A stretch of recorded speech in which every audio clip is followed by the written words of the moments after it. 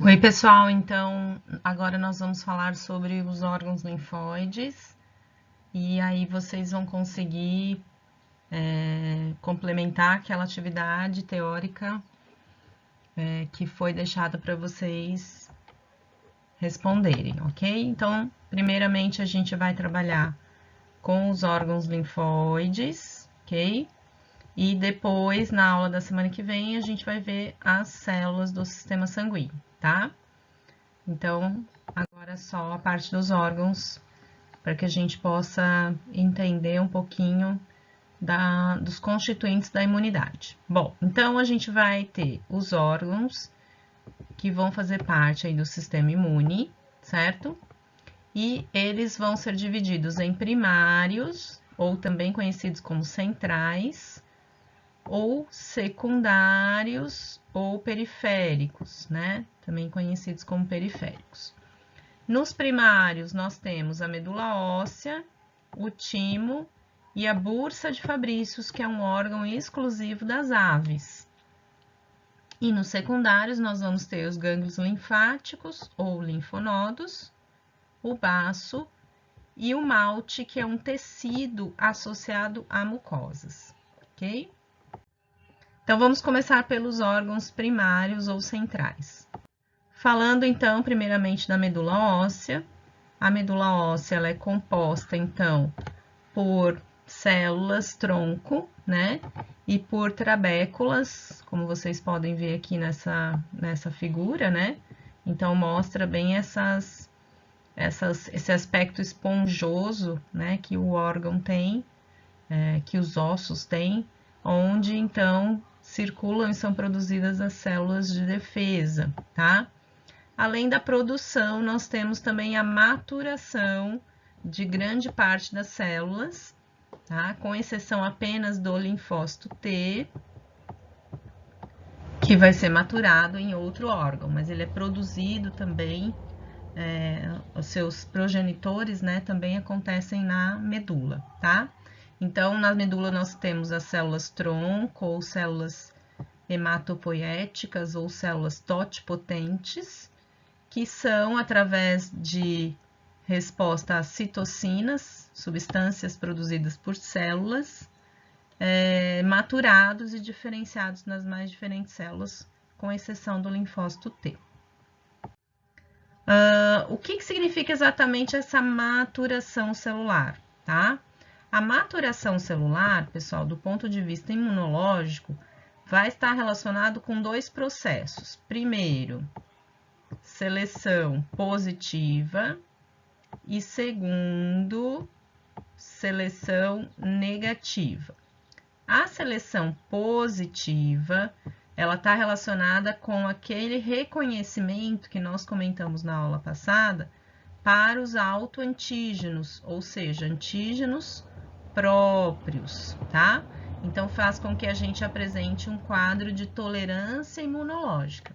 Lembra que nós comentamos lá que os antígenos, a grande parte deles são apresentados, né, durante o processo de produção das células, e essa apresentação, então, nós chamamos de seleção positiva, e ela acontece nos órgãos linfóides primários, em especial na medula óssea. Já a seleção negativa, ela vai acontecer somente para aquelas células chamadas de autorreativas, ou seja, aquelas células que não fizeram um trabalho direito aqui, elas vão ser direcionadas para a seleção negativa, tá? Então, se tiver errado, se tiver com problema, essas células vão ser mortas por apoptose. Já ouviram esse termo, apoptose? Para quem nunca ouviu, a apoptose, ela está relacionada com a morte programada. Deixa eu ver se eu consigo escrever aqui. Morte programada. Meu Deus, parece uma letra de criança. Tá? Programada. No quadro é bem mais fácil, né? Tá, então morte programada, tá bom? Então a apoptose ela vai eliminar essas células autorreativas, né? que são produzidas na nossa medula e que acabam reconhecendo errado os antígenos próprios, reagem contra eles, e então essas células não podem sair para a circulação. Mas daí vocês vão me perguntar, tá, prof, então como é que a gente tem célula que causa doença autoimune, né? Não é através desse processo de reconhecimento de antígenos próprios que a gente tolera os antígenos próprios? Como é que a gente passa a reconhecê-los de maneira errada? Isso, na verdade, é um processo patológico, né? Que está relacionado com fatores, a gente vai falar um pouquinho mais para frente, as doenças autoimunes, né? Está relacionado com fatores genéticos, os mais diversos, e também tem a ver com uma falha nesse processo, tá, pessoal? De morte programada, né? De apoptose, tá? Então, uma parte das células que são liberadas como autorreativas, elas deveriam ter sido mortas aqui nesse processo, ok? Bom, então, a gente havia mostrado aqui esse gráfico, né? E eu coloquei aqui de novo para vocês lembrarem que os autoantígenos, ou grande parte deles, é apresentado durante essa maturação, tá? Então, nós deveríamos reconhecer todos esses antígenos aqui como próprios, mas lembrem-se que muitos acabam não sendo apresentados, né? Uma parte ali não entrariam em contato com a resposta imune e, portanto, não são apresentados. E isso também seria uma das causas das doenças autoimunes que nós vamos trabalhar lá na imunoveterinária, tá? No semestre que vem. Outro órgão linfóide primário é o timo. O timo, pessoal, não sei se vocês já chegaram a ver esse órgão lá na anatomia, né? Não é um órgão fácil de visualizar. Por quê? Porque normalmente ele está na sua forma mais ativa durante os primeiros meses de vida, né? Então, no período neonatal. E depois, gente, ele involui com a idade, tá? Então, na fase adulta, né? Mesmo nós, humanos, na fase adulta é um órgão bem diminuído, que se encontra ali entre, né, os pulmões, na base do crânio, próximo à tireoide, tá? Então, nós vamos ter um órgão que funciona muito durante o período, é produzido durante o período embrionário, funciona ativamente durante os primeiros anos de vida e depois involui com a idade. Esse órgão, ele tem a função de maturar os linfócitos T. Lembra lá que eu falei que na medula era a exceção? Então, aqui é a regra, né? Matura linfócito T, tá? Só que esse órgão involui. Então, se ele involui, nós vamos ter uma atrofia, né? Uma substituição do tecido celular por tecido adiposo. Porém, essa atividade ela fica prolongada durante um tempo e depois cessa, tá? É proposital essa atividade prolongada para que o nosso corpo se habitue com essa falta de maturação de linfócitos. Mas se a gente for pensar que a maioria dos antígenos e dos estímulos antigênicos nós temos nos primeiros anos de vida, né? Então, a gente já teria condições de ter células o suficiente, né, ativadas para nos proteger da vida adulta em diante, tá? Só que a gente tem que levar em consideração que essas células também morrem, né? E a gente pode passar por processos de mutação, de deleção dessas células, né? De morte dessas células, que vai fazer com que a nossa imunidade, então, fique mais debilitada quando a gente se torna idoso. Então, por isso que hoje a gente ouve falar muito, o idoso ele tem uma imunidade ruim, uma imunidade baixa, né? Por quê? Porque ele já não tem mais o timo funcionando e, consequentemente, o único grupo de células T ativadas que ele possui são as que sobraram, né? Desse processo todo, durante a vida toda dele de ativação da resposta imune, certo? Então, não vai ter uma continuidade nessa maturação da vida adulta para a vida idosa, né? Durante um tempo permanece prolongado, mas depois cessa, ok? Então, aqui eu coloquei para vocês duas fotos de timo. Eu tirei do livro de anatomia de vocês, tá? Então, aqui a gente tem o timo de um gato e aqui o timo de um bezerro, tá certo? Aqui é a parte histológica e aqui é a parte anatômica, tá? Então, a gente vê que na parte histológica existem regiões mais escuras aqui, que vocês estão enxergando aqui meio arredondadas, tá? Nessas regiões há como um processo de ativação, de maturação dessas células, tá? De maturação, não de ativação. E, por isso, a gente tem uma atividade mais prolongada dessas células. Aqui o timo de um bezerro, então é um timo ativo, né? Desse lado aqui. Então, é um timo que ainda é grande. Quando esse órgão atrofia, tá, pessoal? Então, ele passa de ser um órgão cheio de célula ativa para um órgão cheio de tecido adiposo. Estão vendo aqui, ó, os adipócitos, né? Então, aqui nós temos células de gordura que não têm função de maturação de linfócito T, tá? Então, esse seria um timo de adulto e ele está atrofiado, né? Então, ele foi substituído por células adipócitas.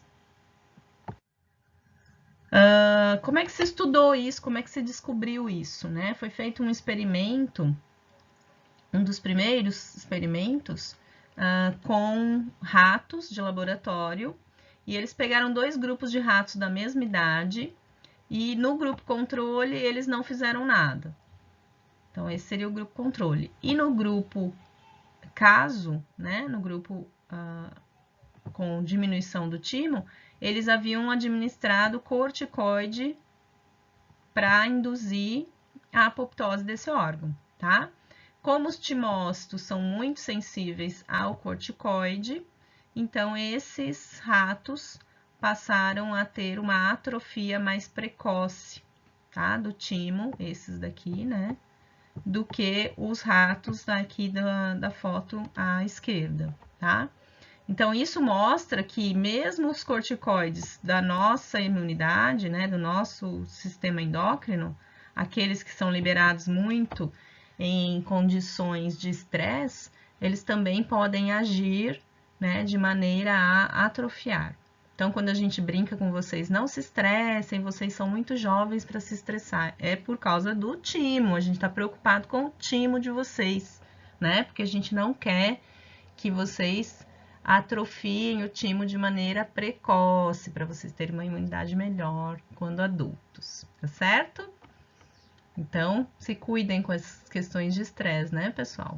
Daqui influencia o nosso sistema imune também.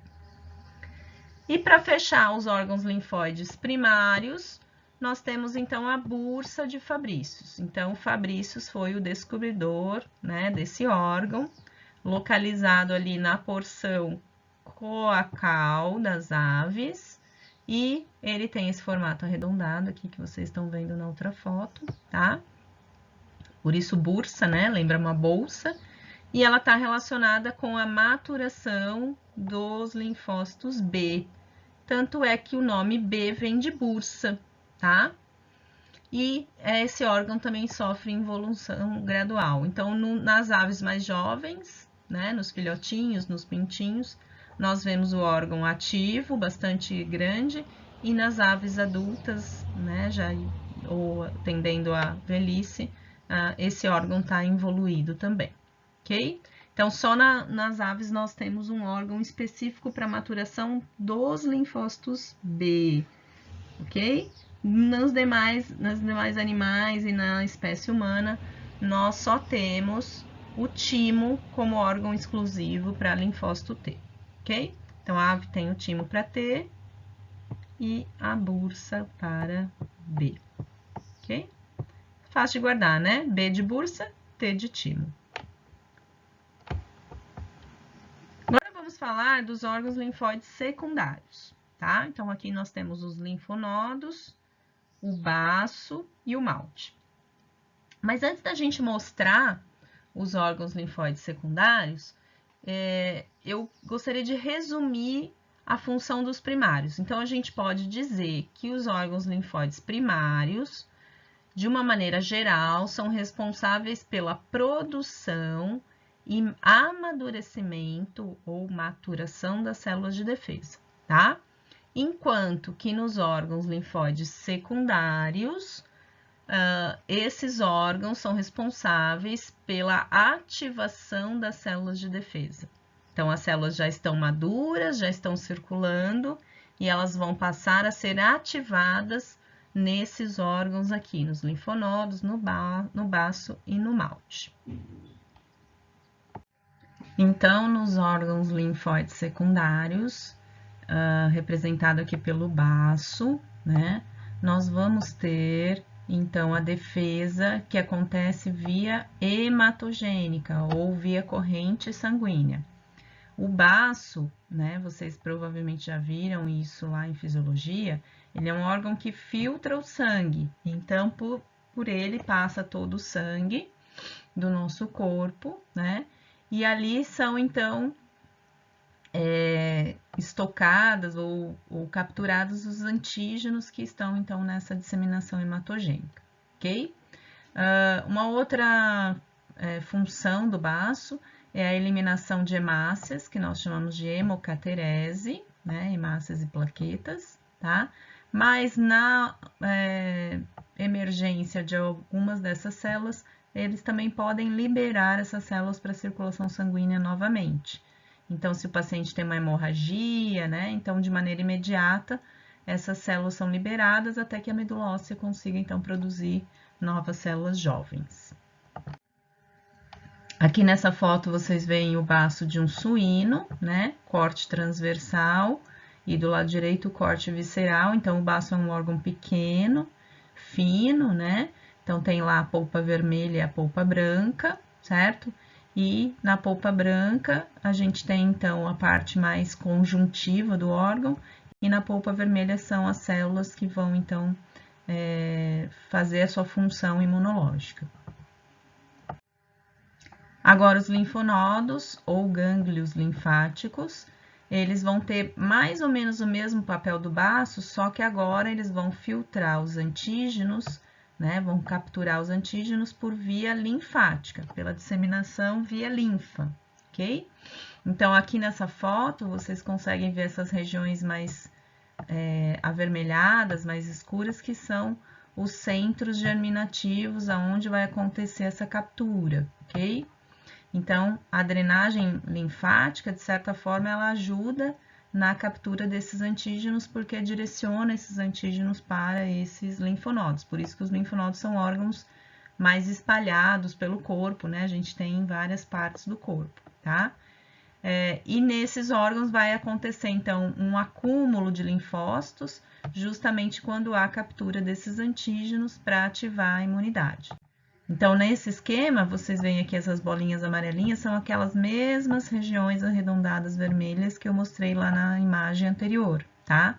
São o que a gente chama de centros germinativos, é onde a resposta imune é realmente ativada frente a esses antígenos capturados nesses órgãos.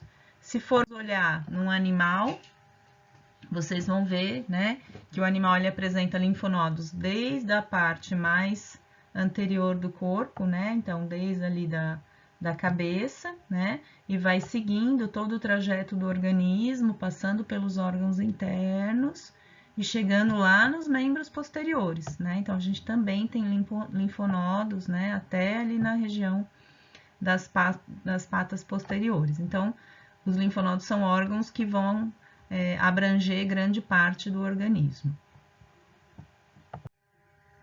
Aqui também tem a foto de um linfonodo de ovino e aqui de um linfonodo de suíno, né? Também conseguimos enxergar essas regiões escuras, né? Onde estão, então, acontecendo o contato dos antígenos com os linfócitos para que ocorra a ativação, tá? Então, é nessa parte medular aí que vai acontecer, assim como a gente viu no baço. E para fechar os secundários, nós temos o tecido linfóide associado às mucosas, o MALT, né? A sigla vem de tecido linfóide associado a mucosas, que é do inglês, e nós chamamos de MALT. Esse tecido, ele está presente tanto no trato respiratório, como gastrointestinal, como geniturinário, ok? Então, qualquer tipo de mucosa do nosso corpo é capaz de ter, então, esse tecido difuso, né? Não é um órgão, tá? É um tecido, ok? Ele é porta de entrada para patógenos, então é nesse local que vai acontecer já a captura desses antígenos, porque os mucosas são uma porta de entrada bem importante para patógenos, né? Eles estão espalhados pela mucosa, então difusos, né? Organizados, mas de maneira difusa, ok? E eles apresentam muitas células de defesa. O principal representante do tecido linfóide secundário é o do trato gastrointestinal, representado aqui pelas placas de Peyer ou Peyer, ok? Nesse tecido que vocês estão enxergando aqui na parte de baixo, tá aqui as minhas placas de Peyer, né? Vocês têm, então, a submucosa, onde vai acontecer, então, os folículos, os centros germinativos, né?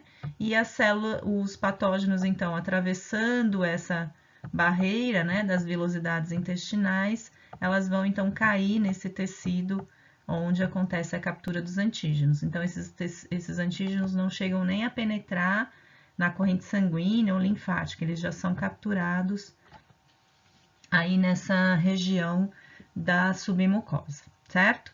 Aqui é uma foto, não sei se vocês chegaram a ver, as placas de Peyer, elas são uma membrana bem fininha que reveste o intestino externamente, e elas apresentam, então, alguns nódulos pequenininhos que estão sendo apontados aqui por essas setas, né? E esses nódulos, então, são os centros germinativos, tá? Então, essa membrana que a gente rebate, né, para avaliar o intestino, ela é a placa de Peyer, tá bom? Então, a gente finaliza essa parte dos órgãos linfóides, né? Para que vocês possam entender um pouquinho desse assunto. Tenta, então, finalizar aquele texto, né? Complementar as lacunas que faltaram. E se tiver alguma dúvida, a gente vai tirar na próxima aula. Até mais, pessoal. Obrigada.